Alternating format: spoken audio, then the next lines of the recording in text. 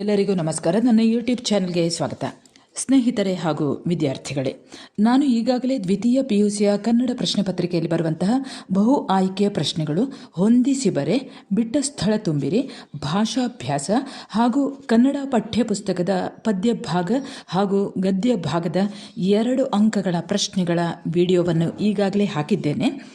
ಇವತ್ತಿನ ವಿಡಿಯೋದಲ್ಲಿ ಪೂರ್ಣಚಂದ್ರ ತೇಜಸ್ವಿ ಅವರು ಬರೆದಂತಹ ಕೃಷ್ಣೇಗೌಡನ ಆನೆ ಈ ದೀರ್ಘ ಗದ್ಯದ 2 ಅಂಕಗಳ ಎಲ್ಲ ಪ್ರಶ್ನೆಗಳ ಉತ್ತರಗಳನ್ನು ಪ್ರಸ್ತುತಪಡಿಸ್ತಾ ಇದ್ದೇನೆ. ನೀವು ನನ್ನ ಚಾನೆಲ್ಗೆ ಹೊಸಬರಾಗಿದ್ದಲ್ಲಿ ಸಬ್ಸ್ಕ್ರೈಬ್ ಮಾಡಲು ಮರೆಯದಿರಿ. ಹಾಗೆ ಈಗಾಗಲೇ ನನ್ನ ಈ ಚಾನೆಲ್ಗೆ ಸಬ್ಸ್ಕ್ರೈಬ್ ಮಾಡಿದವರಿಗೆ ನನ್ನ ಹೃತ್ಪೂರ್ವಕ ಧನ್ಯವಾದಗಳು. ಈಗ 2 ಅಂಕಗಳ ಪ್ರಶ್ನೆಗಳನ್ನು ಗಮನಿಸೋಣ ವಿದ್ಯಾರ್ಥಿಗಳೇ. ಮೊದಲನೆಯ ಪ್ರಶ್ನೆ, ನಮ್ಮ ಕಡೆ ಕೆಮ್ಮುವುದು ಕಾಲಿಂಗ್ ಬೆಲ್ ಇದ್ದ ಹಾಗೆ ಎಂದು ನಿರೂಪಕರು ಹೇಳುವುದೇಕೆ? ಉತ್ತರ, ಬಹುಶಃ ಭಾಷೆ ಉಪಯೋಗಿಸಿ ಕರೆಯಬೇಕೆಂದಾದರೆ ಕೆಲವು ತೊಂದರೆಗಳಿವೆ. ಮನೆಯವರ ಹೆಸರೇನು? ಹೆಸರು ಹಿಡಿದು ಕರೆಯಬೇಕೋ, ಸ್ವಾಮಿ ಎನ್ನಬೇಕೋ, ಬಹುವಚನ ಅಥವಾ ಏಕವಚನ ಉಪಯೋಗಿಸಬೇಕೋ ಎಂಬ ಬಿಕ್ಕಟ್ಟುಗಳನ್ನು ಎದುರಿಸಬೇಕು. ಅದರ ಬದಲು 1-2 ಸಾರಿ ಕೆಮ್ಮಿದರೆ ಈ ತೊಂದರೆ ಇರುವುದಿಲ್ಲ ಎಂದು ನಿರೂಪಕರು ಹೇಳುತ್ತಾರೆ. 2ನೇ ಪ್ರಶ್ನೆ, ದುರ್ಗಪ್ಪ ಏಕೆ ಬಂದಿರಬಹುದು ಎಂದು ನಿರೂಪಕರು ಯೋಚಿಸಿದರು? ಉತ್ತರ, ಏನೋ ಇನಾಮು ಕೇಳಲು ಅಥವಾ ಚಂದಾ ವಸೂಲಿಗೋ, ಇಲ್ಲವೇ ಮನೆಯ ಉಪಯೋಗಕ್ಕೆ ಕಾಫಿ ಬೀಜವನ್ನು ಏಲಕ್ಕಿಯನ್ನು ಕೇಳಲು ಈ ರೀತಿ ಪೀಠಿಕೆ ಹಾಕುತ್ತಿದ್ದಾರೆ ಎಂದು ಯೋಚಿಸಿದರು. 3ನೇ ಪ್ರಶ್ನೆ, ಕೃಷ್ಣೇಗೌಡರ ಆನೆ ಹುಟ್ಟಿ ಬೆಳೆದ ಬಗೆ ಹೇಗೆ? ಉತ್ತರ, ಕೃಷ್ಣೇಗೌಡರ ಆನೆ ಕಾಡಿನಿಂದ ಹಿಡಿದು ತಂದು ಪಳಗಿಸಿದ ಆನೆಯಲ್ಲ, ಘಟ್ಟದ ಕೆಳಗಿದ್ದ ಗೂಳೂರು ಮಠದ ಆನೆ ಹಾಕಿದ ಮರಿ. ಇದು ಹುಟ್ಟಿ ಬೆಳೆದಿದ್ದು ಎಲ್ಲ ಊರಿನಲ್ಲಿ ಜನಗಳ ನಡುವೆಯೇ. 4ನೇ ಪ್ರಶ್ನೆ, ಮಠದವರಿಗೆ ಆನೆಗಿಂತ ವೇಲಾಯುಧನನ್ನು ಸಾಕಲು ತ್ರಾಸಾದುದು ಏಕೆ? ಉತ್ತರ, 24 ಗಂಟೆಯೂ ಕುಡಿದೇ ಇರುತ್ತಿದ್ದ ಈ ಮಾವುತ ಮಠದ ಸಾತ್ವಿಕ ವಾತಾವರಣಕ್ಕೆ ದೊಡ್ಡ ತಲೆನೋವಾಗಿತ್ತ.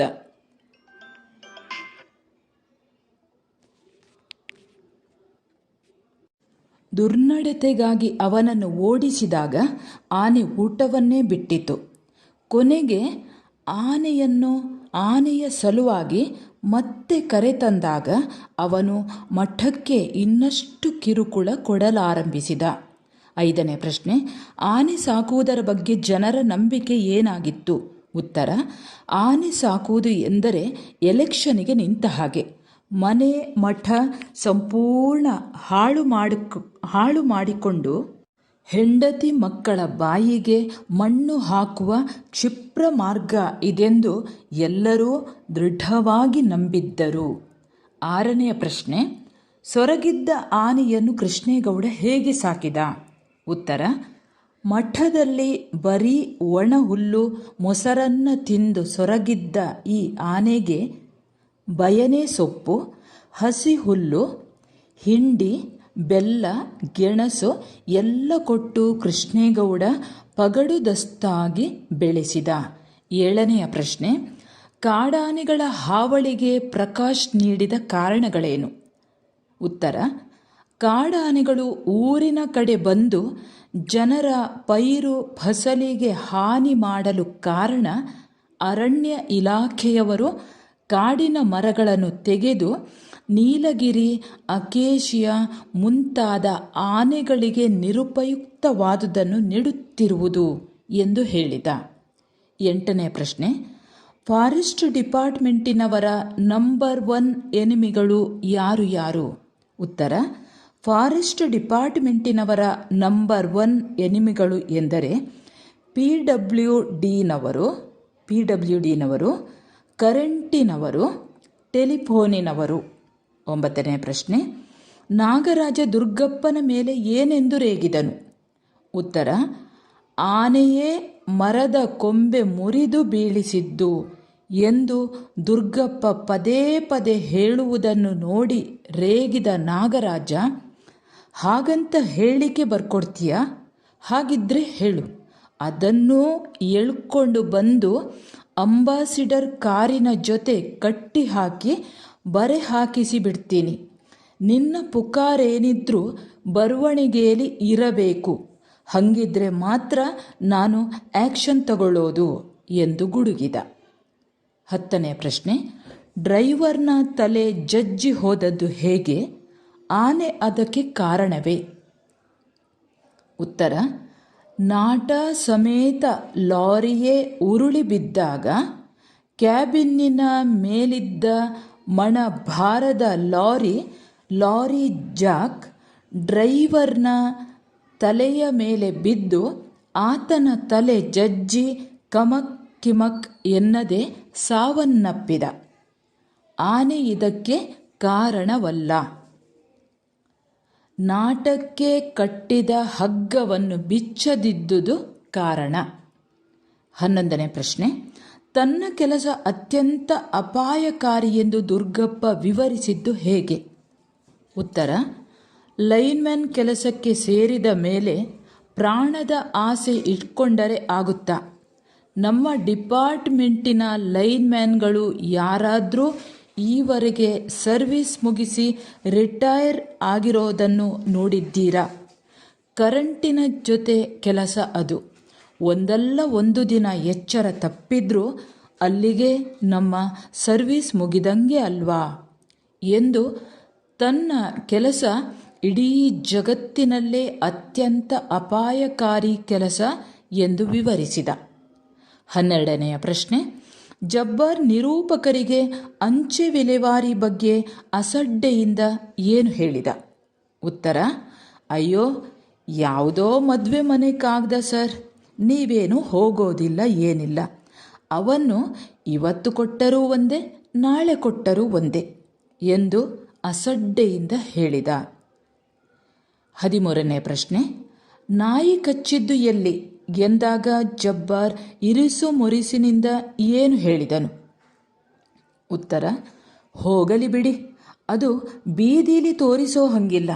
ನನ್ನ ಮಗಂದು ಅಂಥ ಜಾಗದಲ್ಲಿ ಕಚ್ಚಿದೆ, ಪ್ಯಾಂಟು ಬಿಚ್ಚಬೇಕಾಗುತ್ತೆ ಎಂದು ಇರುಸು ಮುರಿಸಿನಿಂದ ದನಿ ತಗ್ಗಿಸಿ ಹೇಳಿದ. 14ನೇ ಪ್ರಶ್ನೆ. ಹುಚ್ಚು ನಾಯಿಗಳು ಆಸ್ಪತ್ರೆಯಲ್ಲಿ ಹೇಗೆ ವರ್ತಿಸುತ್ತವೆ ಎಂದು ಪುಟ್ಟಯ್ಯ ಹೇಳಿದನು?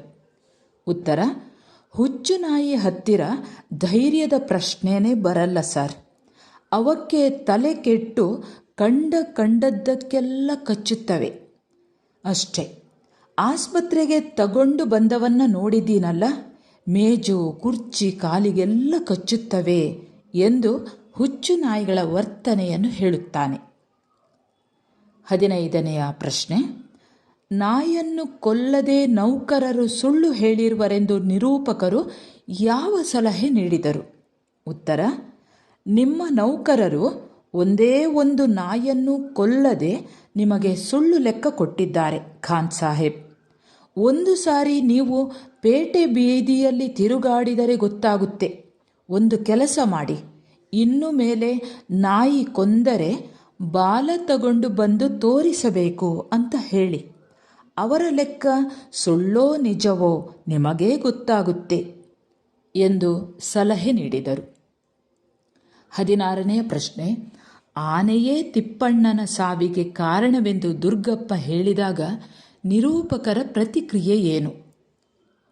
ಉತ್ತರ: ಅದೇನ್ ಮಾಡುತ್ತಯ್ಯ ಆನೆ, ಎಲ್ಲೋ ಕಂಬದ ಮೇಲೆ ಸತ್ತಿರೋ ತಿಪ್ಪಣ್ಣನಿಗೂ ಎಲ್ಲೋ ಓಡಾಡಿಕೊಂಡಿರೋ ಆನೆಗೂ ಕಟ್ತೀರಲ್ಲಯ್ಯ.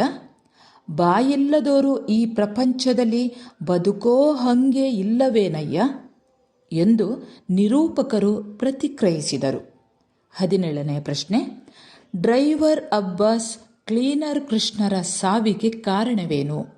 ಉತ್ತರ: ರಾತ್ರಿ ಶಿವೇಗೌಡರ ಸಾಮಿಲ್ಲಿಗೆ ಕಳ್ಳನಾಟ ಸಾಗಿಸುತ್ತಿದ್ದ ಅಬ್ಬಾಸನ ಲಾರಿ ರಸ್ತೆ ಪಕ್ಕದ ಗೋಣಿ ಮರಕ್ಕೆ ಡಿಕ್ಕಿ ಹೊಡೆದು ಮರದ ದಿಮ್ಮಿಗಳಿಗೂ ಗೋಣಿ ಮರಕ್ಕೂ ನಡುವೆ ಸಿಕ್ಕಿಬಿದ್ದ ಡ್ರೈವರ್ ಅಬ್ಬಾಸ್, ಕ್ಲೀನರ್ ಕೃಷ್ಣ ಇಬ್ಬರೂ ಅಪ್ಪಚ್ಚಿಯಾಗಿ ಹೋದರು. 18ನೇ ಪ್ರಶ್ನೆ. ಡ್ರೈವರ್ ಅಬ್ಬಾಸ್ ಕ್ಲೀನರ್ ಕೃಷ್ಣರ ಸಾವಿಗೆ ಆನೆ ಕಾರಣವೆಂದು ಕೃಷ್ಣೇಗೌಡರಿಗೆ ಏಕೆ ಹೇಳಲಾಗಲಿಲ್ಲ?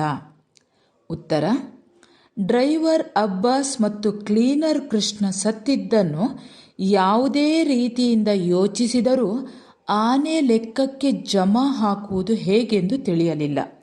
ಏಕೆಂದರೆ ಲಾರಿಯಲ್ಲಿ ಬರುತ್ತಿದ್ದ ಕಳ್ಳ ಮಾಲನ್ನು ಶಿವೇಗೌಡರ ಸಾಮಿಲ್ಲಿನಲ್ಲಿ ಅನ್ಲೋಡ್ ಮಾಡಲು ಆನೆಯೊಂದಿಗೆ ವೇಲಾಯುಧ ಸಾಮಿಲ್ಲಿನಲ್ಲೇ ಕಾಯುತ್ತಿದ್ದ. ಆದರೆ ಈ ವಿಷಯ ಹೇಳಿ ಆನೆಗೂ ಇದಕ್ಕೂ ಸಂಬಂಧವಿಲ್ಲವೆಂದು ಯಾರಿಗೂ ಹೇಳುವಂತೆ ಇರಲಿಲ್ಲ. ಏಕೆಂದರೆ ಈ ವ್ಯವಹಾರವೇ ಅಂಥದು. 19ನೇ ಪ್ರಶ್ನೆ. ಆನೆಯನ್ನು ಹದ್ದುಬಸ್ತಿನಲ್ಲಿ ಇಡುವುದರ ಬಗ್ಗೆ ವೇಲಾಯುಧನ ಅಪ್ಪ ಏನು ತಿಳಿಸಿದ್ದ? ಉತ್ತರ: ಆನೆಯ ಕಾಲಿನ ಉಗುರುಗಳ ಬಳಿ ಅಂಕುಶದಿಂದ ತಿವಿದರೆ ಅದಕ್ಕೆ ಪ್ರಾಣವೇ ಹೋಗುವಷ್ಟು ನೋವಾಗುತ್ತದೆಂದು, ಆ ಭಯಂಕರ ನೋವಿಗೆ 4 ಸಾರಿ ತಿವಿಯುವುದರೊಳಗೆ ಎಂಥ ಪುಂಡು ಆನೆಯಾದರೂ ಶರಣಾಗಿ ನೆಲದ ಮೇಲೆ ಮಲಗಿಬಿಡುತ್ತದೆಂದು ವೇಲಾಯುಧನ ಅಪ್ಪ ಅವನಿಗೆ ಹೇಳಿದ್ದ. 20ನೇ ಪ್ರಶ್ನೆ. ಅರಣ್ಯ ಇಲಾಖೆಯವರು ನಾಗರಾಜನನ್ನು ಕುರಿತು ಏನೆಂದು ಜಾಹೀರಾತು ನೀಡಿದರು? ಉತ್ತರ: ಅರಣ್ಯ ಇಲಾಖೆಯವರು ಪತ್ರಿಕೆಗಳಲ್ಲಿ ಅವನ ಫೋಟೋ ಹಾಕಿ ಮನೆಯವರು, ಮೇಲಾಧಿಕಾರಿಗಳು ಹಾಗೂ ಊರಿನ ಜನರೆಲ್ಲ ನಿನ್ನದೇ ನಿರೀಕ್ಷೆಯಲ್ಲಿದ್ದಾರೆಂದೂ, ನಿನ್ನ ವಿರುದ್ಧ ಯಾವುದೇ ಕ್ರಮ ಅಥವಾ ಶೋಕಾಸ್ ನೋಟಿಸ್ ಅಥವಾ ತನಿಖೆ ನಡೆಸುವುದಿಲ್ಲವೆಂದು ಈ ಮನವಿ ನೋಡಿದ ಕೂಡಲೇ ಎಲ್ಲಿದ್ದರೂ ಹಿಂತಿರುಗಿ ಬರತಕ್ಕದ್ದೆಂದು ಜಾಹೀರಾತು ಕೊಟ್ಟು ಇಂದಲ್ಲ ನಾಳೆ ಅವನು ಬರಬಹುದು ಎಂದು ಕಾಯುತ್ತಿದ್ದಾರೆ. ವಿದ್ಯಾರ್ಥಿಗಳೇ, ಕೃಷ್ಣೇಗೌಡನ ಆನೆ ಇದರ ಎಲ್ಲ 2 ಅಂಕಗಳ ಪ್ರಶ್ನೆಗಳು ಮುಕ್ತಾಯವಾಗುತ್ತದೆ. ಇದನ್ನು ಗಮನವಿಟ್ಟು ಕೇಳಿ. ಇದರಲ್ಲಿ ಯಾವುದಾದರೂ ಕೆಲವೊಂದು 5 ಪ್ರಶ್ನೆಗಳು ನಿಮ್ಮ ವಾರ್ಷಿಕ ಪರೀಕ್ಷೆಗೆ ಬರಬಹುದು. ಹಾಗಾಗಿ ನೀವು ಗಮನವಿಟ್ಟು ಇದನ್ನು ಕೇಳುತ್ತಾ ಇರಿ. ಮುಂದಿನ ವಾರ್ಷಿಕ ಪರೀಕ್ಷೆಗೆ ಶುಭವಾಗಲಿ. ಶುಭವೇ ಆಗುತ್ತೆ.